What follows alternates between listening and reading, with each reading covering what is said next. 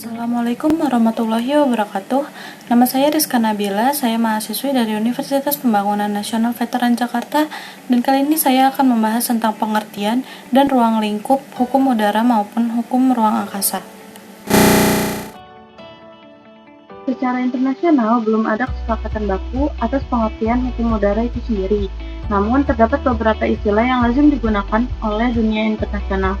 Misalnya, hukum penerbangan atau aviation law, hukum navigasi udara atau air navigation law, hukum transportasi udara atau air transportation law, hukum penerbangan aerial law, hukum aeronautika law, dan hukum udara aeronautika.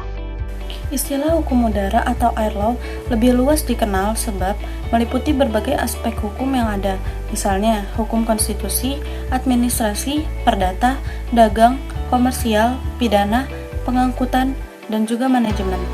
Menurut Verschoor, air law adalah hukum dan regulasi yang mengatur penggunaan ruang udara yang bermanfaat bagi penerbangan, kepentingan umum, dan bangsa-bangsa di dunia. Menurut Undang-Undang Nomor 1 Tahun 2009 tentang penerbangan, Pasal 1 Ayat 1 menyatakan bahwa penerbangan adalah suatu kesatuan sistem yang terdiri atas pemanfaatan wilayah udara, pesawat udara, bandar udara, angkutan udara, navigasi penerbangan, keselamatan dan keamanan, lingkungan hidup, serta fasilitas penunjang dan fasilitas umum lainnya.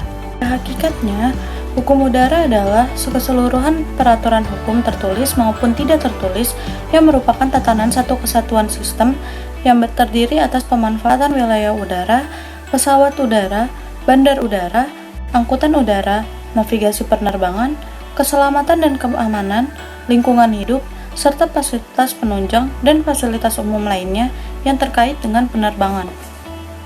Sumber hukum udara internasional. Pasal 38 ayat 1 Piagam Mahkamah Internasional mengatakan bahwa 1. Treaties, 2. International Custom, 3. General Principle of International Law, 4. Judicial Decision and the Writing of Publishes. Ini berarti sumber hukum udara internasional meliputi sumber hukum tertulis, yaitu perjanjian internasional, jurisprudensi, dan tata tulis, hukum kebiasaan nasional, prinsip-prinsip hukum, dan ajaran hukum atau doktrin. Perjanjian internasional. Terdapat dua perjanjian internasional.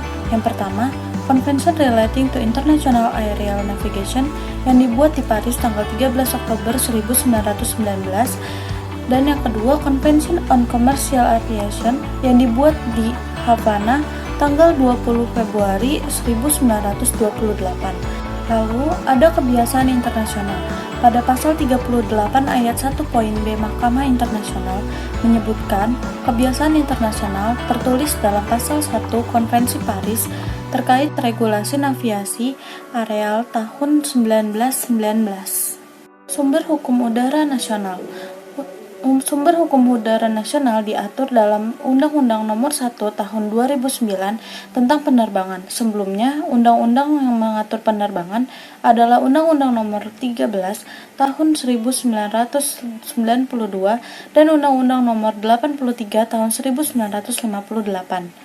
Mengacu pada pasal 7 Undang-Undang Nomor 12 Tahun 2011 mengenai jenis dan hierarki peraturan perundang-undangan tahun 1992 dan Undang-Undang Nomor 83 Tahun 1958. Mengacu pada pasal 7 Undang-Undang Nomor 12 Tahun 2011 mengenai jenis dan hierarki peraturan perundang-undangan di Indonesia, aturan-aturan di bawah Undang-Undang tentang penerbangan diantaranya Peraturan Pemerintah dan Peraturan Menteri Perhubungan Nomor 127 Tahun 2015 tentang Program Keamanan Penerbangan Nasional. Indonesia juga meratifikasi konvensi-konvensi internasional mengenai hukum udara, misalnya Kepres Nomor 21 Tahun 1987 tentang pengesahan protokol relating to an amendment to the Convention on International Civil Aviation.